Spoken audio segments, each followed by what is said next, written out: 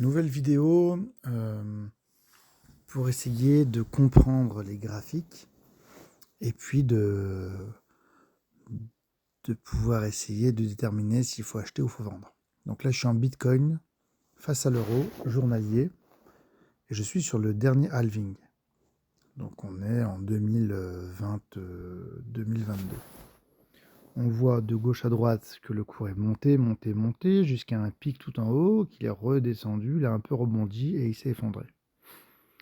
Je vais replacer sur ce graphique mes lignes horizontales, celles de la vidéo précédente, qui permettent de déterminer un petit peu les plafonds et les planchers. Voilà, ça nous donne d'autres informations sur ce cours. Et l'indicateur dont je vais vous parler aujourd'hui, rapidement, parce que je ne suis pas spécialiste, mais c'est les moyennes mobiles. Les moyennes mobiles, c'est ces petits traits que je viens d'ajouter, violet, bleu et jaune. Et tout en bas à gauche, il y a écrit 20, 50 et 100, MME 20, 50 et 100. Ce sont des moyennes mobiles, 20 jours, 50 jours, 100 jours. C'est en réalité la moyenne des montées et des baisses sur 20 jours, la ligne violette, sur 50 jours et sur 100 jours. Donc ça donne la moyenne du cours sur une temporalité de 20 à 100 jours. Et alors regardez comment le marché il rebondit par rapport à ces moyennes. Plus la moyenne est grosse, 100 jours, et plus elle est forte, plus elle fait rebondir le marché. Souvent, le marché va rebondir, un peu comme sur les planchers et les plafonds, va rebondir entre les moyennes mobiles. Regardez déjà là, comment la ligne violette des 20 jours, elle porte le marché. Vous voyez, on dirait que le marché rebondit dessus, plus ou moins, et suit cette moyenne mobile. Parfois, comme là, le marché, là, il rebondit plus. Ça faisait déjà, si je regarde ici, ça fait déjà, si vous regardez les petites mèches, là, au milieu, le marché, il a plus ou moins transpercé la ligne violette, 2-3 fois, c'est passé, c'est remonté, ça rebondit, et à force de taper dessus, hop, ça a traversé. Ça a traversé la moyenne, ça a traversé la ligne horizontale, et ça a rebondi sur la ligne bleue, sur la moyenne mobile 50. Donc, vous voyez déjà, c'est quand même un signal fort là quand on traverse des moyennes.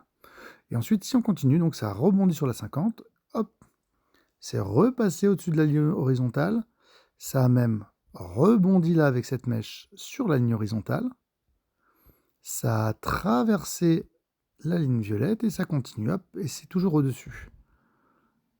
Donc vous voyez, c'est pas une science exacte, mais souvent le marché, il est bloqué, en bas ou en haut d'ailleurs, par les moyennes mobiles. Et plus on traverse de moyennes mobiles vers le bas, et plus c'est de mauvais augure, et vice-versa. Donc vous voyez, là on avait une grosse chute, on a déjà une pré-chute ici. Qu'est-ce qu'on voit là? On traverse un plafond. Les lignes rouges descendent jusqu'à traversent la ligne violette. Rebondit plus ou moins sur la bleue, finit par traverser la bleue, traverse la jaune, rebondit sur la ligne rouge. Là, ici, à ce moment-là, c'est inquiétant. On a traversé un plancher, on a traversé les 3 moyennes mobiles, on a rebondi sur un gros support, donc sur le plancher du bas, là, à 47 000. Après, le marché a commencé à remonter, mais déjà, c'est une annonce un peu inquiétante. Si en plus, on couple ça avec le RSI, si je le retrouve, parce qu'en réalité, chaque indicateur donne des informations, mais si vous les couplez, des fois, vous avez des informations complémentaires. Là, au niveau du RSI, on est descendu, donc on est passé de 70, donc dans le graphique du bas, on est passé de 70 à 30. Donc là, il a bien respiré. On était en surachat, on est passé en survente. Hop, ici. Mais bon, voilà, grosse baisse, assez flippante. Une fois qu'on a dépassé les 30 dans le RSI, on a commencé à revenir à peu près aux 50, à la moitié. Donc là, le cours était plus ou moins normal. Pourtant, le marché a continué à s'effondrer. Et si vous regardez bien à ce niveau-là, vous avez la ligne violette, donc la moyenne mobile. La moyenne mobile, donc la ligne violette des 20 jours, elle traverse celle des 50. Quand les moyennes mobiles se croisent à la hausse ou à la baisse, c'est bon ou pas bon. Quand une moyenne mobile se croise à la baisse, c'est un mauvais indicateur. Au niveau du croisement, là, entre les 55 et les 56, c'était déjà presque trop tard quand on voit ça. Ouais, c'était déjà trop tard, je pense. Mais vous voyez que la ligne violette, là, elle se rapproche quand même considérablement. Hop, pardon. Elle se rapproche considérablement de sa ligne bleue. À ce niveau-là, il y a une belle chute. Un croisement, c'est pas bon. Donc voilà, ça veut dire que quand une moyenne mobile 20 traverse une 50, ça veut dire que la moyenne des montées et des descentes du cours, des achats et des ventes, sur les 20 derniers jours, est fortement à la baisse par rapport aux 50 derniers jours. Donc on est vraiment en baisse, quoi. À ce niveau-là, vous voyez que les moyennes mobiles se croisent complètement. Vous avez la violette, elle a croisé ici la bleue et la jaune. Donc en 20 jours, la moyenne mobile 20 jours a traversé la 50 et la 100. Donc là, c'est pas bon du tout, du tout, du tout. Et vous voyez, hop, le cours passe en dessous des moyennes mobiles. Il joue un petit peu avec et hop, là, il se remet à rebondir sur la violette.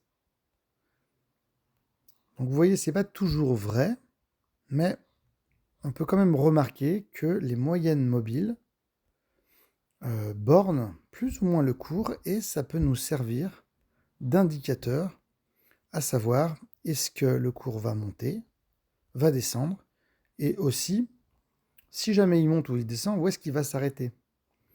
C'est pas tout le temps vrai, mais regardez encore une fois là, le cours là il a craché, il est passé de 46 000 à 40 000, et il s'est arrêté quand même sur la moyenne mobile 100. Donc ça permet de nous aider à savoir si jamais il y a un retournement de marché, si le marché commence à baisser, quels sont les paliers à partir desquels il va commencer soit à rebondir, soit à cracher de plus en plus. Donc vous voyez, en couplant les lignes horizontales, en couplant les moyennes mobiles, déjà, on commence à avoir un petit peu plus d'informations sur est-ce qu'on est sur une forte baisse, une forte hausse, est-ce qu'il faut s'inquiéter ou pas. Là, vous voyez, aujourd'hui, là, on est quand même... Les deux moyennes mobiles 50 et 100 sont très très loin, ça veut dire qu'on a une forte hausse, c'est vrai. On est aussi très très loin du dernier palier. Et pour l'instant, on tourne autour de la moyenne mobile 20, donc c'est très bien. Le jour où le marché il va traverser la moyenne mobile 20 à la baisse, aux alentours des 95, on peut s'attendre à ce qui résonne avec la moyenne mobile 50, la bleue, qui va continuer à monter peut-être aussi, qui sera aux alentours des 90. Si vous avez le marché qui traverse la violette et qui traverse la bleue avec force, vous pouvez vous attendre à ce qu'elle rebondisse sur la jaune. Et si elle traverse les trois, il y a encore une ligne horizontale en dessous. Mais déjà, si elle traverse les trois, vous savez qu'on est sur une forte baisse. Il faudra regarder le RSI où est-ce qu'il en est. Mais voyez, voilà. Donc voilà où je voulais en venir. C'est pas la moyenne mobile 20, 50 et 100 MME, moyenne mobile, donne des indications supplémentaires qui devraient vous aider à savoir si on monte, si on descend, s'il y a une forte descente, et éventuellement de déterminer quels vont être les paliers sur la montée ou sur la descente. Là, j'ai pas forcément d'exemple sur le Bitcoin, mais autant vous voyez bien que le marché rebondit sur la violette. Donc quand il descend et rebondit sur la violette pour repartir vers le haut, souvent, donc là j'ai pas d'exemple, mais souvent, la moyenne mobile sert aussi de plafond. Je vais essayer de trouver un plafond. Si je descends en 4 heures, qu'est-ce qu'on a en 4 heures? Hop, hop. Ouais, donc là, tous les marchés sont différents. La psychologie de marché dépend de la monnaie que vous analysez. Et d'une monnaie à l'autre, le comportement sera peut-être différent. Là, vous voyez, on n'a pas trop de... Souvent, le Bitcoin est arrêté par les moyennes mobiles. Rarement, le Bitcoin est... non, ce que je veux dire, c'est que souvent le Bitcoin est arrêté vers la baisse, quand il baisse, est arrêté sur des moyennes mobiles, mais pas l'inverse. Les moyennes mobiles l'empêchent pas souvent de remonter. C'est vrai pour certains marchés, c'est peut-être faux pour d'autres. Voilà, donc à vous de connaître votre marché, d'analyser le passé pour comprendre et essayer d'anticiper le futur. J'espère que cette vidéo vous aura plu. N'hésitez pas à me laisser un petit commentaire pour me dire ce que vous en pensez.